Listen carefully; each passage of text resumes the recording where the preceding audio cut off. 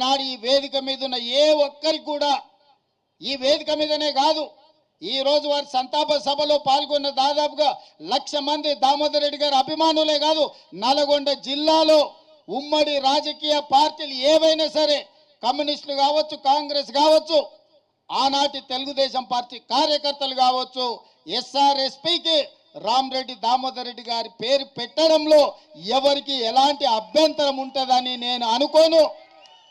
నిజంగా వారికి ఇది ఒక గుర్తింపు, వారికి నిజమైన నివాళి.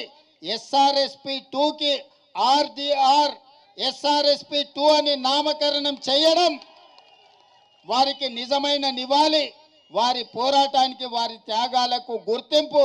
24 గంటలు తిరిగే లోపల తప్పకుండా జీవోను ఇచ్చి రామరెడ్డి దామోదర్ రెడ్డి గారి యొక్క గౌరవాన్ని వారి త్యాగాలని తెలంగాణ రాష్ట్ర ప్రభుత్వం గుర్తిస్తుంది. ఎప్పుడు ఏ